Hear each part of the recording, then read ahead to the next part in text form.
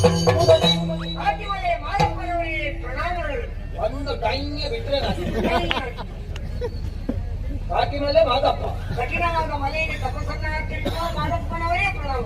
ಮಾದಪ್ಪ ಅಂತ ಹೇಳಿದ್ರೆ ಒಂದು ವರ್ಗದ ದೇವರು ಪುಣ್ಯಾತ್ಮ. ಮಹೋದಯ ಮಲೆ ಮಾದಪ್ಪ ಮಹೋದಯ.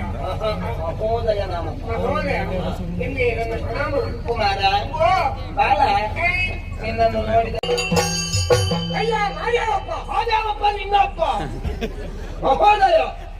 ನೀವು ಏನು ಬೇಕಾದ್ರೂ ಮಾತಾಡಿ. ಗುರುವಿನ ಕುಲದ ಬಗ್ಗೆ ನೀವು ಪ್ರಶ್ನೆ ಮಾಡಬೇಡಿ. ಯಾವುದು ಅವನ ಕುಲ ಯಾವುದು ಅದನ್ನೇ ಹೇಳು. ತಿಳಿದವರು ಏನು ಹೇಳಿದ್ದಾರೆ? ಕುಲ ಕುಲವೆಂದು ಹೊಡೆದಾಡದಿರಿ. ಕುಲ ಯಾವುದೋ ಸತ್ಯ ಸುಖವುಳ್ಳ ಜನರಿಗೆ ಕೆಸರನ್ನು ಪುಟ್ಟಲು ಅದ ತಂದು ಬಿಸಗರಾಬರಿಗೆ ಅರ್ಪಿಸಲಿಲ್ಲವೇ? ನಿಮ್ಮ ಕುಲದ ಮೇಲೆ ಏನಾದರೂ ಬಲ್ಲಿರ? ನನ್ನ ಕುಲ ಎನ್ನುವುದು ಪ್ರಪಂಚಕ್ಕೆ ಈಗ ಪ್ರಶ್ನಾತೀತ. ಪ್ರಶ್ನೆಯಾಗಿರುವುದು ನಿನ್ನ ಗುರುವಿನ ಕುಲ. ಗುರುಗಳ ಮನಸ್ಸು ಮಾಡಿರುವ ಒಬ್ಬ ವ್ಯಕ್ತಿಯನ್ನು ಎಷ್ಟು ಎತ್ತರಕ್ಕೆ ಏರಿಸಬಲ್ಲರು. ಅದೇ ಗುರುಗಳ ಮನಸ್ಸಿಗೆ ನೋವಾದ್ರೆ ಕ್ಷಣ ಮಾತ್ರದಲ್ಲಿ ಅವರನ್ನು ಪ್ರಪಂಚಕ್ಕೆ ತರುವ ಸಾಮರ್ಥ್ಯ ನಮ್ಮ ಗುರುಗಳಿಗೆ ಉಂಟು. ಗೊತ್ತಾಯ್ತಾ? ನನಗೆ ಅರ್ಥ ಆಗುತ್ತದೆ. ನಿನ್ನ ಗುರುವಿಗೆ ಪ್ರಪಂಚವನ್ನು ಉದ್ಧಾರ ಮಾಡುವ ಸಾಮರ್ಥ್ಯ ಉಂಟು ಅಂತ ಹೇಳುವುದಲ್ವ? ಇಷ್ಟು ವರ್ಷದಲ್ಲಿ ನಿನ್ನನ್ನು ಯುದ್ಧ ಮಾಡ್ಲಿಕ್ಕೆ ಆಗಲಿಲ್ಲ. ಅವ ಉದ್ಧಾರ ಮಾಡ್ತಾನೆ.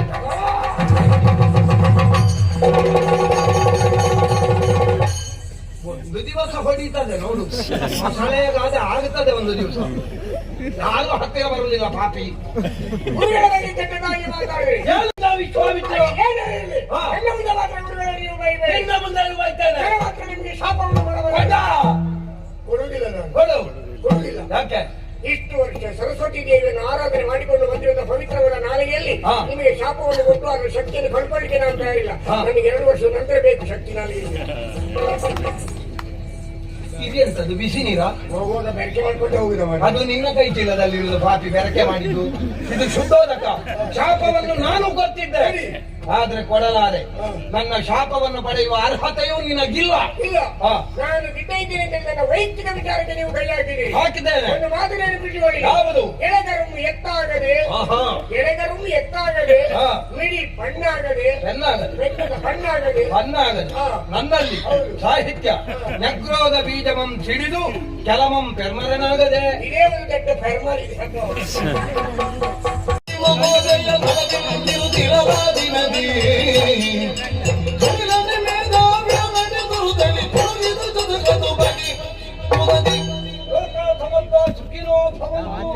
ಎನ್ನುವ ಹಾಗೆ ಭಾವಿಸಿ ಪ್ರಪಂಚದಲ್ಲಿ ವ್ಯವಹರಿಸುತ್ತಿರುವಂತಹ ಮಹೋದಯ ನಾಮಕ ನಾನು ಸಾಂಸಾರಿಕವಾದ ಸುಖಭೋಗವನ್ನು ತ್ಯಜಿಸಿ ಘೋರವಾದ ಕಾರಣವನ್ನು ಆರಿಸಿ ಆತ್ಮವನ್ನು ಪರಮಾತ್ಮನಲ್ಲಿ ಅನುಸಂಧಾನಗೊಳಿಸಿ ದೃಷ್ಟಿಯನ್ನು ನಾಸಿಕಾಗ್ರದಲ್ಲಿ ಇರಿಸಿ ಪಾರಮಾರ್ಥಿಕವಾದವನ್ನು ಬಯಸಿ ದೇವತಾ ಸಾಕ್ಷಾತ್ಕಾರವನ್ನೇ ಬಯಸಿ ತಪಸ್ಸನ್ನು ಆಚರಿಸಿ ಎಲೆಮನೆಯೊಂದನ್ನು ರಚಿಸಿ ಸಾಧನೆಯನ್ನು ಸಿದ್ಧಿಸಿ ವ್ಯವಹರಿಸ್ತಾ ಇದ್ದೇನೆ. ನಾವು ಬರುವಾಗಲೇ ನೋಡುವವರೆಲ್ಲ ಹೇಳ್ತಾರೆ, ಏನು ಅವನಿಗೆ ಒಂದು ತುಂಡು ಬಟ್ಟೆ ಇಲ್ಲೋ, ಬಟ್ಟೆ ಬೇಕಾಂತಿದವರಿಗೆ ಮಾನವಂತರಿಗೆ ನಾವು ಮಾನವಂತಲ್ಲ, ದೇವರನ್ನಲ್ಲ. ಪಾರಮಾರ್ಥಿಕವಾದುದನ್ನು ಕಾಣುವುದಕ್ಕೆ ಹೊರಟವರು. ನಮಗೆ ಬಟ್ಟೆ ಬೇಕಾದ್ದು ಯಾಕೆ? ನಮ್ಮನ್ನು ಕಾಣುವಂತಹ ನಿಮಗೆ ಯಾವ ವಿಕಾರತೆಗಳು ಒದಗಬಾರದು ಎನ್ನುವ ಕಾರಣದಿಂದ ನಾವು ಬಟ್ಟೆಯನ್ನು ಧರಿಸ್ತೇವೆ. ಆದ್ರೂ ಅಣಕಿಸುವವರು ಅಣಕಿಸ್ತಾರೆ. ಮತ್ತೆ ಒಂದು ಹೆಜ್ಜೆ ಬ್ರಹ್ಮದೇವನ ಸೃಷ್ಟಿಯಲ್ಲಿ ಅದೆಷ್ಟೋ ಅದರಲ್ಲಿ ಒಂದು ಮಾನವ ಜನ್ಮ. ಈ ದೇಹ ಮತ್ತೊಬ್ಬನಿಗೆ ನಗುವುದಕ್ಕಾದ್ರೂ ಉಪಯೋಗಕ್ಕೆ ಬರ್ತದೆ ಅಂತಾದ್ರೆ ಬ್ರಹ್ಮನ ಸೃಷ್ಟಿಗೆ ಒಂದು ಸಾರ್ಥಕ್ಕೆ ಬಂತೋ ಹಾಗಾದ್ರೆ ಜೀವಯೋಗ್ಯತೆ ಇಲ್ಲ ಅಂತ ಭಾವಿಸಬೇಕು. ಪ್ರಪಂಚದಲ್ಲಿ ನಡೆಯಬಹುದಾದ ಉತ್ತಮವಾದ ಯಜನ ಯಾಗಾದಿಗಳಿಗೆ ಪ್ರಧಾನ ಹೋತೃವಾಗಿ ನಾನೇ ಬೇಕು. ಹಾಗೆ ನಿನ್ನೆ ಕೂಡ ಒಂದು ಕಾರ್ಯಕ್ರಮ ಮುಗಿಸಿ ಬಂದದ್ದು. ಹಾಗೆ ಆಧುನಿಕವನ್ನೆಲ್ಲ ತೀರಿಸಿ ಮನೆಯ ಹೊರಗೆ ಬಂದಿದ್ದೇನೆ.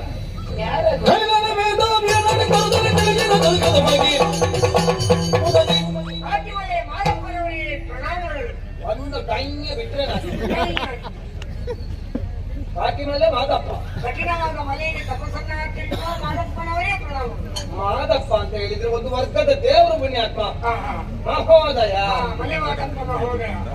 ಮಹೋದಯ ನಾಮ. ಮಹೋದಯ ನಿಮಗೆ ನನ್ನ ಪ್ರಣಾಮಗಳು. ಕುಮಾರ ಬಾಲ ನಿನ್ನನ್ನು ನೋಡಿದ ನೆನಪೇ ನನಗಾಗೋದಿಲ್ಲ. ಹಾಗೆ ನಾನು ಯಾರಿಗೂ ಸಿಗುದಿಲ್ಲ. ನಾನಾಯ್ತು ನನ್ನ ಕೆಲಸ ಇದು. ಬಂದ ಪುಟ್ಟ ಹೋದ ಪುಟ್ಟ ಮತ್ತೆ ಹುಡುಗಿರು ಸಿಗುದಿಲ್ಲ. ನಾನು ಕೂಡ ಹಾಗೆ ಕರ್ಕೊಂಡು ಹೋಗುವವರಿದ್ರೆ ಮತ್ತೆ ಕಾಣ್ಲಿಕ್ಕೆ ಸಿಗುದಿಲ್ಲ. ಬಿಡುವುದಿಲ್ಲ ಅದಲ್ಲ ಹೊಸ ಅನುಕ ಶರೀರ ಆಳುತ್ತ ನನ್ನ ದೇಹದಲ್ಲಿ ತೆರಿಗೆ ಬಿದ್ದಿದೆ. ಆಗಲ್ವೋ ಇಷ್ಟರವರೆಗೆ ಕಂಡರಿದವ ನಾನಲ್ಲ. ಹಾಗೆ ಎತ್ತನಿಂದ ಸೈನ್ಯ ವಿಜಯಂಗೈದೆ. ಈಗ ಹೂಬಿಡಿದಷ್ಟೇ ವಾಯಿಗೆ ಎಲ್ಲಿ ಉಂಟು? ಎತ್ತನಿಂದ ಸೈನ್ಯ ಐತಂದೆ ನೈ ತಂದಲ್ಲ ಐ ತಂದೆ. ಕಾರ್ಯಾರ್ಥಿಯಾಗಿ ಬಂದೆಯಾ? ಹೌದು, ಕಾರ್ಯಕ್ಕಾಗಿಯೇ ಬಂದೆ. ಕಾರ್ಯಕ್ಕೆ ಬಂದೆ. ನಿಮ್ಮ ಕಾರ್ಯಕ್ಕಾಗಿಯೇ ಬಂದೆ. ಯಾರು ನೀನು? ಉಸಿರು ಬಾಲ ಉಸಿರು ಬಾಲ ಉಸಿರು ಬಾಲ.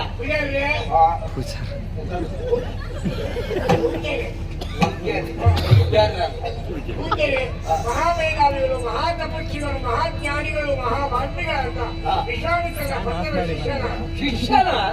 ನಾನು ನಿನ್ನನ್ನು ನೋಡಿ ಗುರು ಅಂತ ಭಾವಿಸಿ ಗುರುಗಳಿಗೆ 2 ವರ್ಷ ಬಿಟ್ಟು ಗುರು ಆಗ ಮಂದಿರ ಪೂರ್ತಿ ಆಗ್ತದ. ಅವರು ಕಳಿಸಿಕೊಟ್ಟ ಅವರ ಭಕ್ತದ ಶಿಷ್ಯನ ಏನಂತೆ? ಅಯೋಧ್ಯ ಸತ್ಯವ್ರತರು ಶಾಪಗ್ರಸ್ತನಾಗಿ ಚಾಂಡಲನಾಗಿದ್ದರಿಂದ 100ನೇ ಯಾಗವನ್ನು ಮಾಡಲಿಕ್ಕೆ ಎಲ್ಲ ತಯಾರಿ ನಡೀತದೆ. ಅವರ ಯಜಮಾನತ್ವದಲ್ಲಿ ಇವರ ಪೌರೈತ್ಯದಲ್ಲಿ ನಡೆಯುವ ಯಾಗಕ್ಕೆ ನಾವು ಸಕ್ರಿಯವಾಗಿ ಭಾಗವಹಿಸಬೇಕಾಗಿ ನನ್ನ ಕೈಯಲ್ಲಿ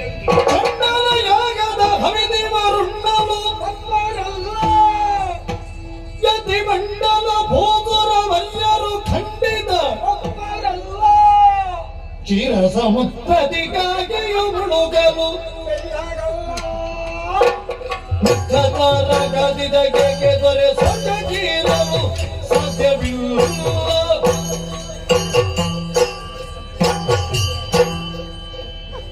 ದಯವಿಟ್ಟು ತಪ್ಪು ತಿಳಿಯಬೇಡಿ. ಯಾಕೆ? ವೈಶಾಖ ಮಾಸದಲ್ಲಿ ನೀರು ಹಾಕದೆ ಸಂಪೂರ್ಣವಾಗಿ ಒಣಗಿರುವ ಬಸಳೆಗಂಟಿಯಂತಿರುವ ನಿಮ್ಮ ಕಾಲುಗಳಲ್ಲಿ ಪುಟ್ಟ ಪುಟ್ಟ ಹೆಜ್ಜೆಯನ್ನು ಹಾಕ್ತಾ ಹೋಗುವಾಗ ಎಲ್ಲಿ ಮಾಂಸಖಂಡಗಳು ಉದುರಿ ಬೀಳ್ತವೋ ಏನೋ ಕಾರಣಕ್ಕಾಗಿ ಹಿಡಿಯಲು ಕಾತರಿಸ್ತಿದ್ದೇನೆ. ಬಾಲ, ಆ ಮಾಂಸಖಂಡದ ಬಗ್ಗೆ ಅತಿಯಾದ ವ್ಯಾಮೋಹವನ್ನು ಇಟ್ಟುಕೊಳ್ಬೇಡ. ಅದು ಬೀಳುವುದಿದ್ರೆ 10 ವರ್ಷಕ್ಕಿಂತ ಹಿಂದೆಯೇ ಬೀಳ್ಬೇಕಿತ್ತು. ಆ ಸ್ಥಿತಿ ಇದ್ದಾಗ ಆಗಲೇ ಬೀಳಲಿಲ್ಲ, ಇನ್ನು ಬಿದ್ದೀತೆ. ಮುಂದಿನ ವರ್ಷ ಮೃತ್ಯುಂಜಯ ಪ್ರಶಸ್ತಿಯನ್ನು ಘೋಷಿಸಲಾಗುವುದು. ಯಾವುದಾದರೂ ಒಂದು ಸಿಕ್ಕಿತು. ಆದ್ರೆ ಅವುಗಳು ಏನು ತಮ್ಮ ಅಸ್ತಿತ್ವವನ್ನು ಸಾಬೀತುಪಡಿಸ್ತಾ ಇದ್ದಾವೆ. ನಾವು ಇದ್ದೇವೆ. ಹೌದು ಕುಮಾರ, ಯಾವನೇ ಒಬ್ಬ ವ್ಯಕ್ತಿಯೂ ಕೂಡ ಉನ್ನತವಾದಂತಹ ಪಥವನ್ನು ಸೇರ್ಬೇಕು ಅಂತ ಆದ್ರೆ ಹಿಂದೆ ಒಬ್ಬ ಗುರು ಬೇಕು, ಮುಂದೆ ಒಂದು ಗುರಿ ಬೇಕು. ಗುರಿ ಬೇಕೇ ಬೇಕು. ನಿನಗೆ ತುಂಬಾ ದೊಡ್ಡದು ಬೇಕು ಅಂತ ಇಲ್ಲ. ಕೆಲವರಿಗೆ 5 ಕಾಲು, ಕೆಲವರಿಗೆ 5 ಮುಕ್ಕಾಲು. ನನ್ನ ವಿಷಯ ಮಾತಾಡಿದ್ರೆ ಜಾಗ್ರತೆ. ಈಗ ನಿನ್ನ ಗುರು ವಿಶ್ವಾಮಿತ್ರ.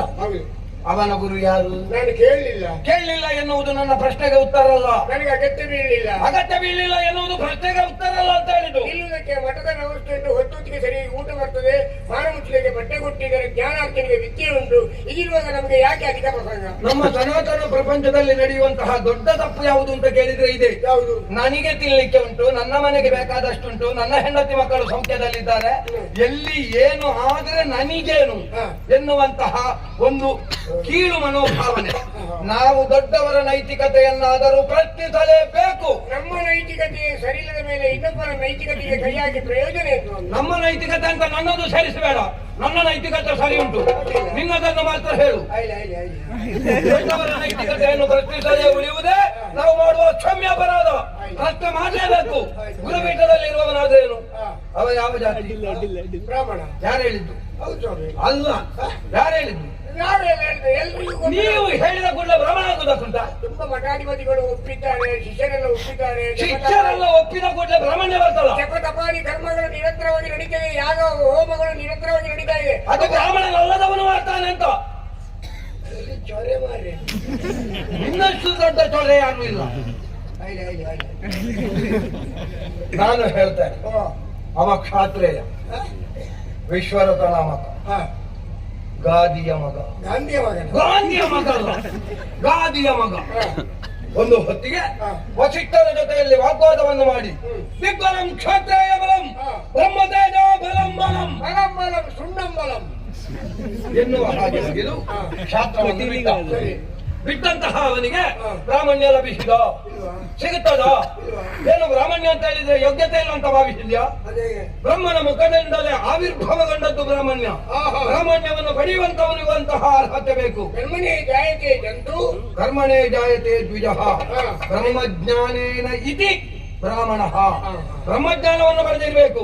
ಬ್ರಾಹ್ಮಣ ಅಂತ ಬಾಯಲ್ಲಿ ಹೇಳಿದ್ರೆ ಆಗುವುದಿಲ್ಲ. ಹಾಗೆ ಎಲ್ಲವರಿಗೆ ಬ್ರಾಹ್ಮಣ ಆಗುವುದಕ್ಕೂ ಆಗುವುದಿಲ್ಲ.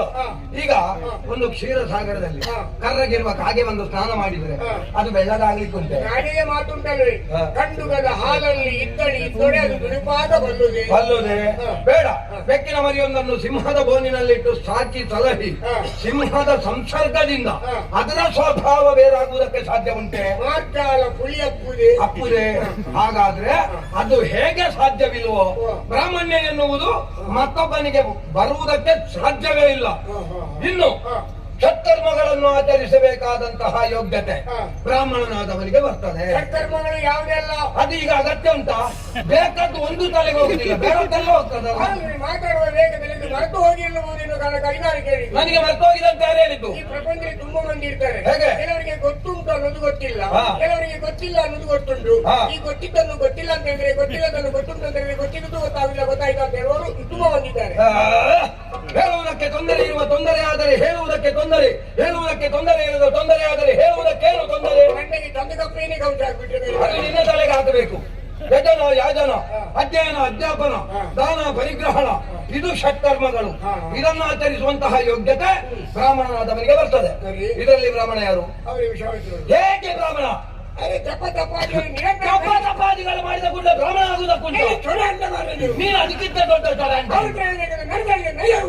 ಮತ್ತೆ ಈಗ ಬಂದವ ನೀನಲ್ವ? ತ್ರಿಕರ್ಮಗಳನ್ನು ಆಚರಿಸುವಂತಹ ಯೋಗ್ಯತೆ ಕ್ಷಾತ್ರನಾದವನಿಗೆ ಬರ್ತದೆ. ಕ್ಷಾತ್ರೇಯ ಯಾರು? ಯಾರು? ಹೇಗೆ ಕ್ಷಾತ್ರೇಯ? ಅಯೋಧ್ಯೆಯಲ್ಲಿ ಹುಟ್ಟಿದವರು, ಕ್ಷಾತ್ರಿಯ ವಂಶದಲ್ಲಿ ಹುಟ್ಟಿದವರು. ವಸಿಷ್ಠರ ಶಾಪದಿಂದ ಅವ ಚಂಡಾಲ ಪಂಚಮ ಆಗ್ಲಿಲ್ವಾ? ಆದ್ರೆ ಹುಟ್ಟಿದ ಮನೆತನ ಕ್ಷಾತ್ರಿಯ ವಂಶದಲ್ಲಿ ಅಲ್ವಾ? ಆದ್ರೆ ಶಾಪ ಕೊಟ್ಟವರು ಬ್ರಾಹ್ಮಣರಲ್ವಾ? ಬ್ರಾಹ್ಮಣ್ಯಕ್ಕೆ ಬೆಲೆ ಇಲ್ವಾ?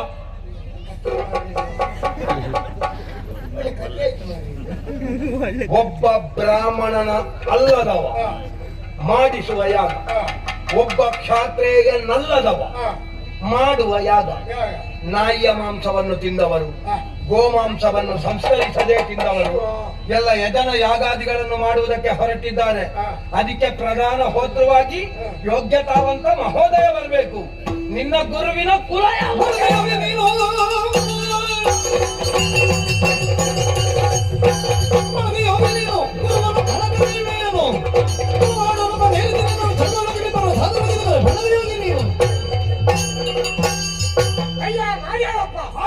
ನಿನ್ನಪ್ಪ ಮಹೋದಯ. ನೀವು ಏನ್ ಬೇಕಾದ್ರೆ ಮಾತಾಡಿ, ಗುರುವಿನ ಕುಲದ ಬಗ್ಗೆ ನೀವು ಪ್ರಶ್ನೆ ಮಾಡಬೇಡಿ. ಯಾವುದು ಅವರ ಕುಲ ಯಾವುದು ಅದನ್ನೇ ಹೇಳ. ತಿಳಿದವರು ಏನ್ ಹೇಳಿದ್ದಾರೆ? ಕುಲವೆಂದು ಹೊಡೆದಾಡದಿರಿ. ಕುಲ ಯಾವುದೋ ಸತ್ಯ ಸುಖವುಳ್ಳ ಜನರಿಗೆ ಕೆಸರನ್ನು ಪುಟ್ಟಲು ಅದನ್ನು ಬಿಸಗರಾಬರಿಗೆ ಅರ್ಪಿಸಲಿಲ್ಲವೇ? ನಿಮ್ಮ ಕುಲದ ಮೇಲೆ ಏನಾದರೂ ಬಲ್ಲಿರ? ನನ್ನ ಕುಲ ಎನ್ನುವುದು ಪ್ರಪಂಚಕ್ಕೆ ಈಗ ಭ್ರಷ್ಟಾತೀತ. ಭ್ರಷ್ಟೆಯಾಗಿರುವುದು ನಿನ್ನ ಗುರುವಿನ ಕುಲ. ಗುರುಗಳ ಮನಸ್ಸು ಮಾಡಿರುವ ಒಬ್ಬ ವ್ಯಕ್ತಿಯನ್ನು ಎಷ್ಟು ಎತ್ತರಕ್ಕೆ ಏರಿಸಬಲ್ಲರು. ಅದೇ ಗುರುಗಳ ಮನಸ್ಸಿಗೆ ನೋವಾದ್ರೆ ಕ್ಷಣ ಮಾತ್ರದಲ್ಲಿ ಅವರನ್ನು ಪ್ರಪಂಚಕ್ಕೆ ತರುವ ಸಾಮರ್ಥ್ಯ ನಮ್ಮ ಗುರುಗಳಿಗೆ ಉಂಟು. ಗೊತ್ತಾಯ್ತಾ? ನನಗೆ ಅರ್ಥ ಆಗುತ್ತದೆ. ನಿನ್ನ ಗುರುವಿಗೆ ಪ್ರಪಂಚವನ್ನು ಉದ್ಧಾರ ಮಾಡುವ ಸಾಮರ್ಥ್ಯ ಉಂಟು ಅಂತ ಹೇಳುವುದಲ್ವ? ಇಷ್ಟು ವರ್ಷದಲ್ಲಿ ನಿನ್ನನ್ನು ಉದ್ದ ಮಾಡ್ಲಿಕ್ಕೆ ಆಗಲಿಲ್ಲ. ಅವ ಉದ್ಧಾರ ಮಾಡ್ತಾನೆ.